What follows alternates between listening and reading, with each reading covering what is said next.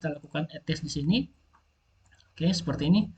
Kemudian seperti ini. Nah, di sini saya akan menjalankan testing untuk mengetahui ada enggak objek yang tabrakan atau clash ya di sini.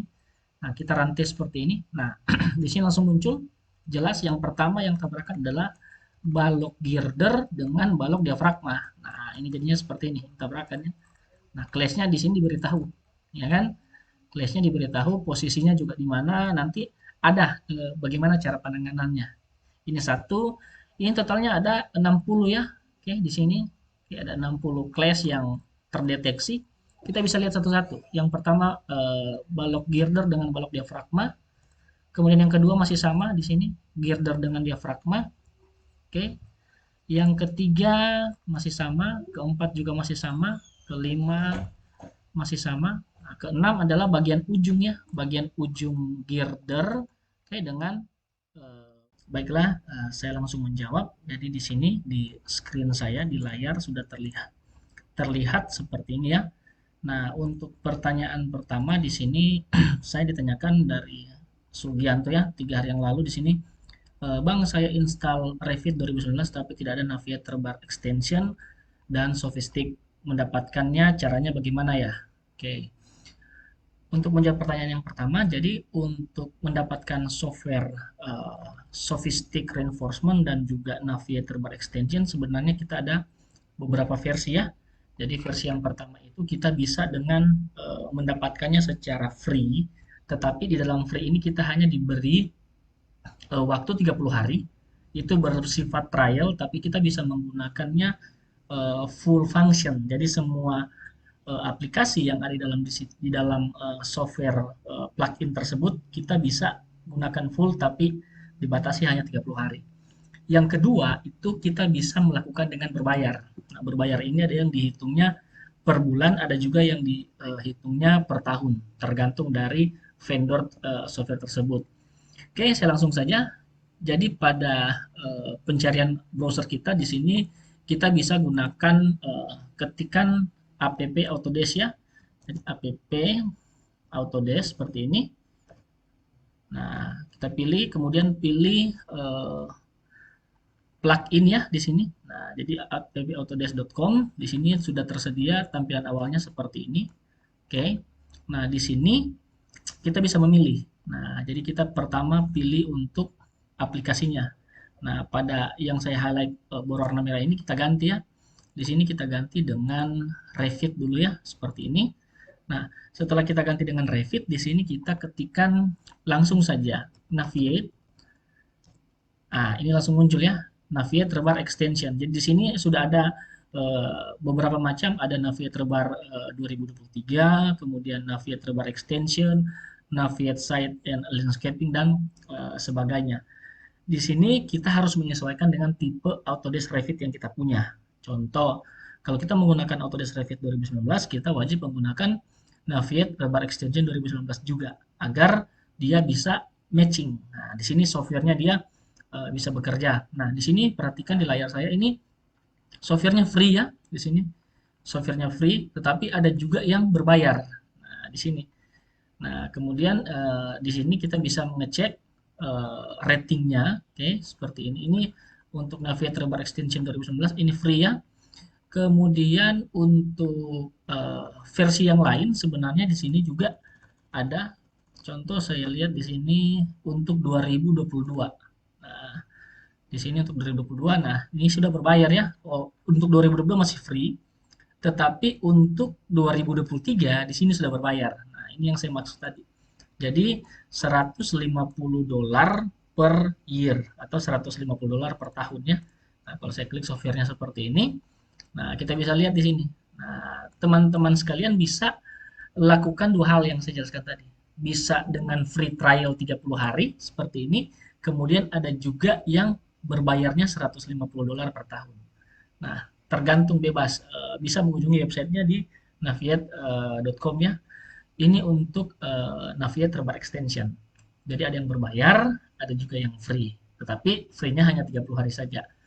Selanjutnya saya lanjut ke software yang kedua. Software yang kedua itu adalah Sophistic. Nah, saya ketikkan di sini ya. Ini Sophistic. Nah, ini ketika kita ketik Sophistic, Sophistic itu banyak sekali.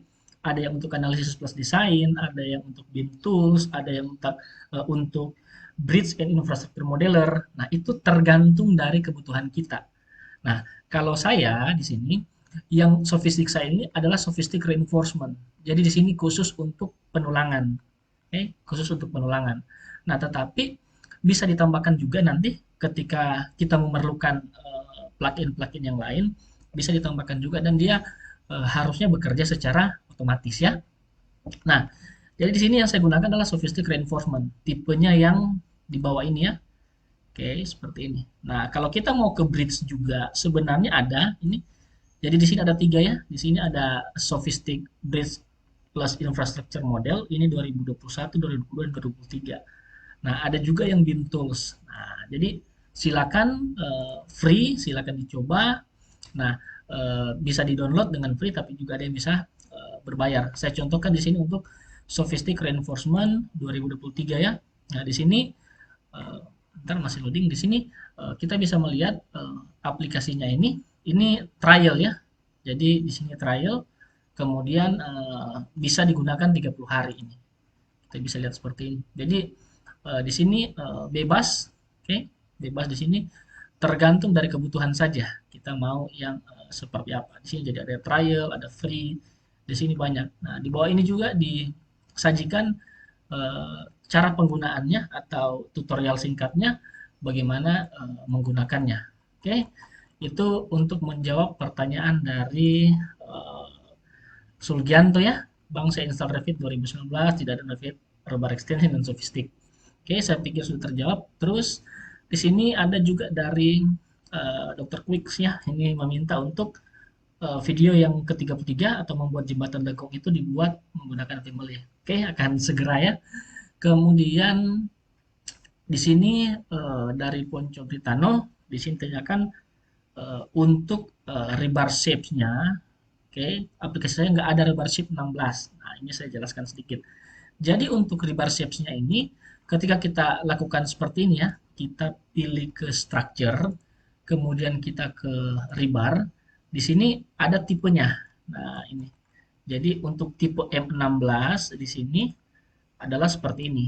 Nah, ditanyakan kenapa di software AutoCAD Revit-nya dia tidak muncul. Oke, di sini. Nah, kenapa tidak muncul? Nah, cuman sampai rebar shape 9, ya kan? Di sini cuma sampai rebar shape 9, berarti hanya sampai di sini.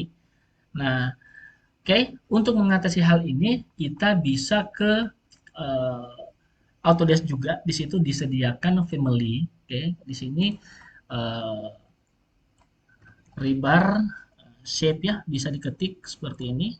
Jadi rebar shape. Nah, ini rebar shape Revit. Nah, di sini sebenarnya dia sudah bisa ya. Jadi di sini kita bisa akses dari Autodesk-nya itu bebas ya di sini. Nah, jadi ketika kita mau lihat, contohnya di sini kita bisa melihat di About Rebar Shapes di sini. Nah, di sini di-download lagi, kemudian database-nya itu di re-upload lagi. Artinya kalau di sini saya contohkan seperti ini. Untuk file baru, contoh seperti ini. Saya buat a new project ya. Ini saya menggunakan construction template saja seperti ini.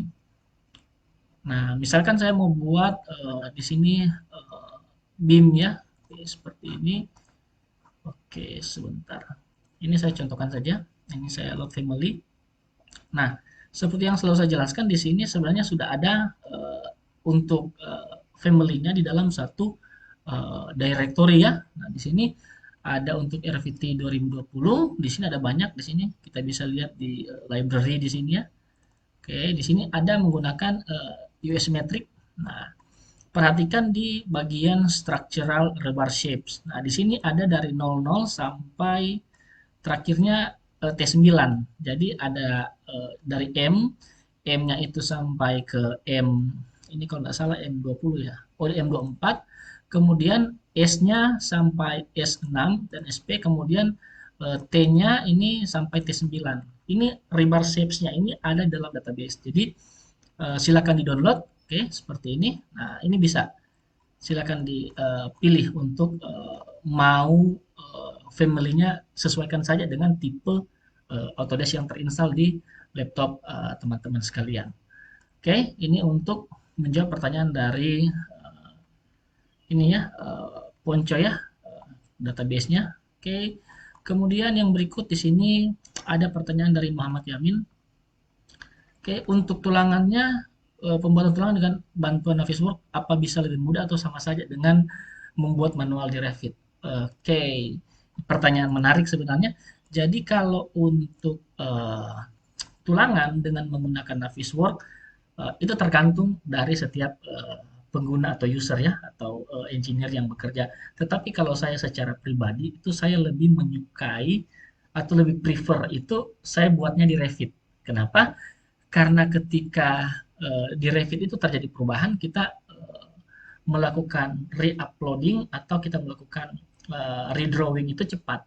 Nah, kita lakukan redrawingnya cepat dan hasilnya langsung berubah. Nah, tetapi kalau kita menggunakan Navisworks di situ sebenarnya Navisworks ini fungsi utamanya ini hanya untuk BIM 4D ya. Jadi 4D atau saya katakan ini sebagai scheduling. Nah, sebagai scheduling. Kenapa sebagai scheduling? Karena untuk Navisworks sendiri sebenarnya tipenya ini kalau coba saya buka ya. Nah, ini contoh yang akan saya mau bagikan juga.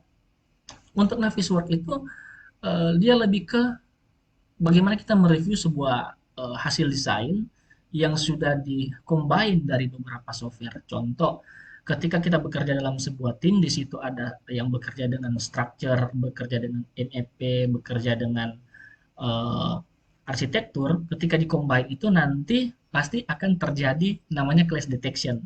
Nah, dengan menggunakan AutoCAD Navisworks, kita bisa melihat itu yang pertama. Kemudian yang kedua, kita bisa melakukan quantity di sana. Melakukan quantity take off. Nah, melakukan quantity take off ini gunanya kita untuk mengecek kembali desain yang sudah ada. Apakah sudah sesuai dengan hasil quantity yang kita keluarkan pada AutoCAD Revit. Nah, kalau saya contohkan seperti ini. Ini jadi contoh, ini ada jembatan yang sudah saya buat seperti ini. Nah, ini sebenarnya fungsinya kalau kita hanya untuk melihat ya, untuk Navisworks kita mau melihat seperti apa sebenarnya bentuknya. Nah, kemudian di sini kita bisa lihat lebih luas dengan software yang lebih ringan. Saya bandingkan jika kita menggunakan Autodesk Revit. Di sini untuk Revit saya tampilkan model 3D ya. Nah, kalau untuk modelnya seperti ini, dia mungkin masih terlalu ringan, ya kan? Karena objeknya masih sedikit. Tetapi ketika saya ganti ke kualitasnya ke Shades di sini ya, nah seperti ini, kemudian saya masukkan juga realistik materialnya, saya tampilkan seperti ini ya. Nah ini sudah terasa berat di sini. Nah, berbeda ketika kita menggunakan aplikasi Navisworks. Nah, kalau kita menggunakan Navisworks ini ringan. Kita mau putar bagaimanapun ini tetap ringan. Kenapa? Karena eh, bagian atau part dari elemen struktur yang ada pada Revit itu dikumpulkan menjadi satu. Oke, saya contohkan seperti ini. Jadi kalau saya klik selection tree-nya di sini, kita bisa lihat di sini. Nah, di sini sebenarnya untuk project jembatannya ini menjadi satu di sini. Nah, nanti saya jelaskan juga bagaimana cara kita simple case untuk membuat timelinernya. Oke, jadi itu untuk menjawab pertanyaan dari Muhammad Yamin ya. Betul ya, Muhammad Yamin. Oke, seperti itu. Kemudian yang terakhir di sini ada request ya untuk bangunan air irigasi, Pak. Oke. Silakan saja di email ke ardikalomata23.com. Silakan nanti di situ saya coba melihat seperti apa kebutuhan untuk tutorialnya. Tapi tentunya bersabar karena ada beberapa tutorial juga yang harus saya selesaikan. Oke, demikian penjelasan singkat dari saya dan kita masuk ke materi selanjutnya seperti yang saya sudah katakan di awal tadi, bagaimana cara kita menggunakan Navisworks. Nah, ini saya tutup dulu ya. Ini saya new. Oke, seperti ini saja. Oke. Nah, kesempatan kali ini saya akan bagikan bagaimana cara kita meloading data kita ini ke dalam Navisworks. Nah, di sini sudah ada. Oke, tetapi di sini untuk elemen lainnya saya hidden ya. Jadi contoh untuk structure pembesian untuk lantai, balok dan abutment saya hapus, saya hidden maksud saya agar dia tidak terlalu berat. Nah, langkah awal kita untuk menggunakan Navisworks adalah kita harus mengekspor terlebih dahulu. Nah, di sini perhatikan di add-ins-nya di sini, ketika saya pilih external tool, oke, seperti ini ya. Untuk external tool seperti ini, oke. Nah, di sini ada Navisworks 2020. Oke, jadi yang saya jelaskan tadi harus kompatibel ketika menggunakan Revit 2020, Navisworks-nya juga harus 2020. Kenapa? Karena kita langsung mengekspor dari Revit ke Navisworks. Nanti sebentar saya jelaskan juga bagaimana memasukkan file MS Project. Jadi kita akan menggabungkan tiga. Jadi tiga aplikasi ini kita gabungkan jadi satu. Yang pertama itu menggunakan MS Project untuk penjadwalan proyek. Yang kedua kita menggunakan AutoCAD Revit untuk pembuatan jembatannya. Dan yang ketiga untuk timeliner dan animationnya kita menggunakan Navisworks. Nah, saya padukan menjadi satu dan kita lihat seperti apa hasilnya. Oke, ini kita langsung saja ke Navisworks seperti ini. Kemudian di sini saya beri nama jembatan GTI baru ya. Ya, tidak timpa saling timpa filenya ya. Ini saya save seperti ini. Nah, perhatikan. Oke.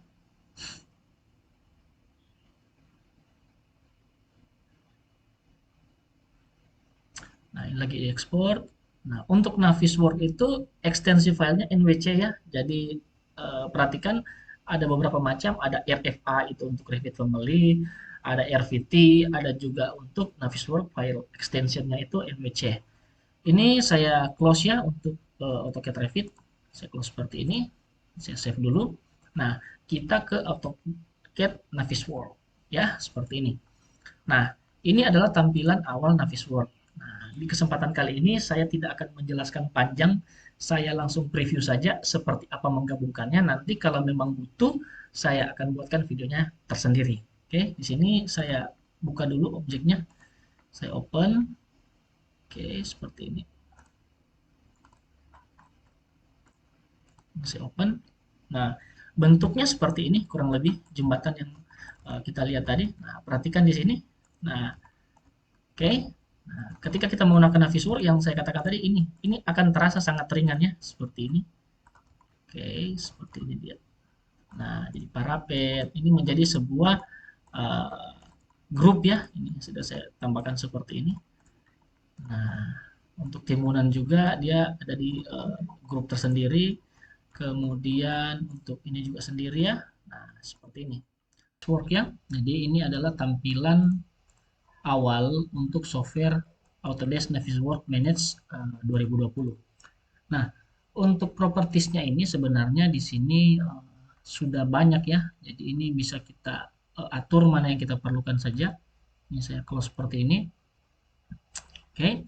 Nah, untuk memasukkan objek atau memasukkan bagian dari elemen jembatan ke dalam suatu structure timelinernya, kita perlu mengaktifkan timelinernya dulu. Nah, di sini saya aktifkan untuk timelinernya seperti ini. Nah, ini bentuk timelinernya.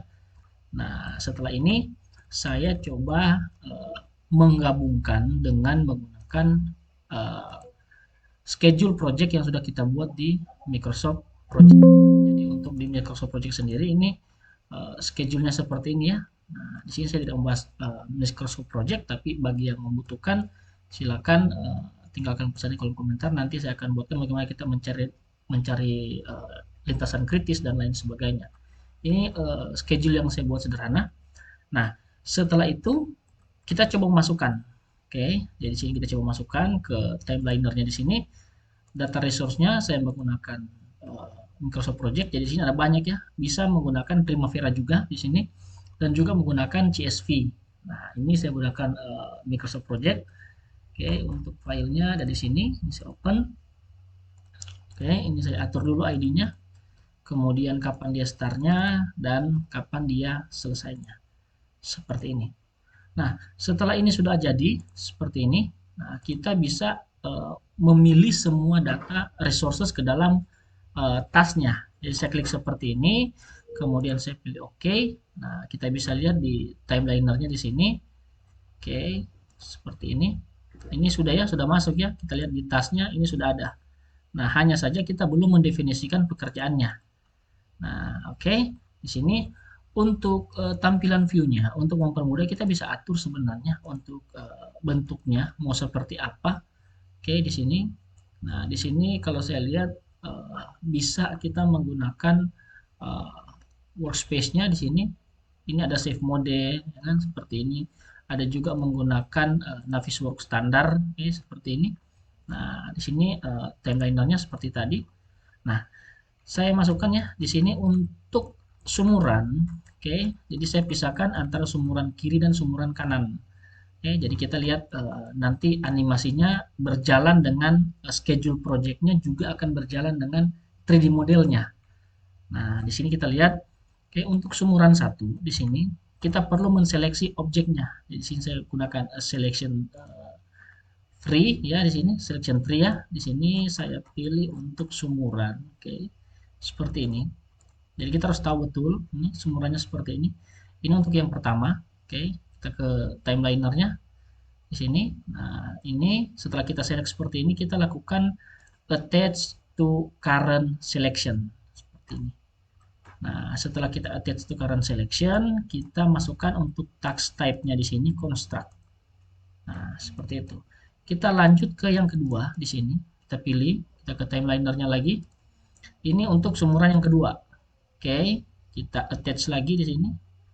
Oke, yang membedakan nanti kelihatan di sini. Kalau belum di attach dia explicitnya di sini tampilannya tidak ter explicit selection. Nah, ini kita harus klik kanan, kita attach current selection, kemudian kita pilih construct.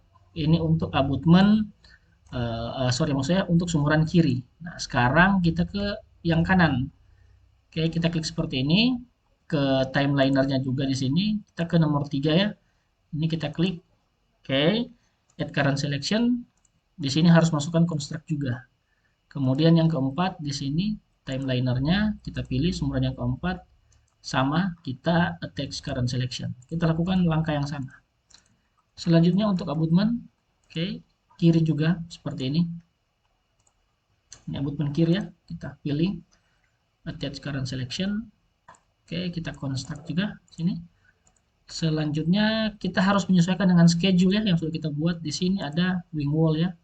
Oke, untuk melihat wing wall berarti saya harus menghide objek yang ini ya. Saya hide dulu seperti ini. Nah, ini saya bisa lihat di sini. Jadi dengan menggunakan MS Project ini, maksud saya dengan menggunakan Navisworks ini, kita bisa melihat sampai ke dalam structure ini, seperti ini. Oke, nah seperti itu. Ini saya pilih untuk wing wall. Oke, ada dua ya. Kita tahan control. Nah, di sini wing wall, kemudian kita pilih attach current selection, kita pilih construct juga. Kita ulangi langkah yang sama untuk abutment yang ada di sebelah kanan. Oke, jadi di sini saya unhide all lagi. Oke, kita pilih untuk bagian kanan di sini. Oke, untuk bagian kanan, abutment kanan seperti ini. Saya attach current selection. Oke, construct lagi. Kemudian di sini kita bisa lihat wing wall-nya juga. Kita hide juga yang ini ya. Hide seperti ini. Nah, ini sudah muncul ya, seperti ini. Kita pilih ya. Nah, kemudian kita masuk ke timeliner lagi. Di sini kita gunakan wing wall ya. Oke, di sini kita attach ya. Attach current selection, jangan lupa di construct. Nah, setelah selesai di sini kita masuk ke struktur atas. Nah, ini struktur atas ini saya coba unhide all dulu. Nah, di sini kita masuk ke girder ya. Nah, di sini kita coba lihat di sini. Untuk girdernya ini ada 8 buah. Kita bisa select semua ya, seperti ini. Oke. Nah, ini bisa diklik seperti ini. Nah, setelah itu kita pilih timeliner. Oke, kita pilih balok girder. Kita pilih attach current selection, kemudian kita pilih construct. Nah, setelah itu ada apa lagi? Ternyata dia ada balok diafragma ya. Nah, balok diafragmanya sama, kita klik seperti ini. Kita select juga seperti ini. Perhatikan untuk waktu menyeleksi atau menseleknya, kita perlu menahan tombol kontrol ya, agar dia tidak terlepas. Oke, kita timeliner, kita gunakan balok diafragma, kita attach current selection, pilih construct ya di sini. Selesai dengan balok, kita ke lantai kalau tidak salah ya. Oke, di sini ada lantai, kita pilih seperti ini untuk lantai jembatan. Kemudian kita masuk ke timeliner lagi. Kita attach ya di sini. Perhatikan jangan sampai yang ketinggalannya. Ini kita attach current selection, kemudian kita pilih construct. Nah, seperti ini. Sudah selesai di sini, kita lihat item apa lagi yang ada di sini. Ternyata masih ada pasangan batu ya. Ini ada pekerjaan pasangan batu. Nah, pasangan batu ini bisa kita klik ya. Jadi dia mulai dari sini. Oke. Kita tahan kontrol ya. Nah, di sini. Biasanya setelah abutment dan lantai, operate ini kan biasanya sudah mulai jalannya seperti ini. Oke, kita pilih, kemudian kita ke timeliner di sini pasangan batu. Oke, kita attach current selection. Kita construct juga ya di sini. Nah, di saat ini mulai jalan, operate-nya biasanya timbunannya itu mengikuti. Oke, jadi sini saya pilih seperti ini, timbunannya seperti ini. Oke, nah ini kita masukkan ya, kita ke timeliner, di sini kita timbunan. Oke, seperti ini. Kita pilih ya, attach dulu ya di sini. Klik kanan, attach current selection. Oke. Kita pilih ya di sini timbunan. Oke, seperti ini. Tahan kontrol, timeliner. Oke, pekerjaan timbunan. Kita klik kanan, attach current selection. Di sini kita pilih construct. Nah, kemudian di sini kita melihat ada pekerjaan plat lantai ya. Sorry, maksudnya plat injak ya. Ini saya hide seperti ini. Jadi objeknya sebenarnya kita sudah buat semua, hanya kita sembunyikan ya. Di sini saya sembunyikan biar dia tidak berat ya. Ini saya seperti ini. Nah, setelah selesai ini, lalu dia masuk ke plat injak di sini. Oke, jadi saya masuk ke timeliner di sini ke plat injak. Oke, attach current selection, kita construct juga. Kemudian di sini saya tambahkan satu tas ya di sini. Jadi di sini nanti ada timbunan di back wall ya. Ini harusnya ini sudah ada jadi bersamaan dengan yang timbunan operate-nya. Jadi kita masukkan di sini. Ini saya unhide lagi.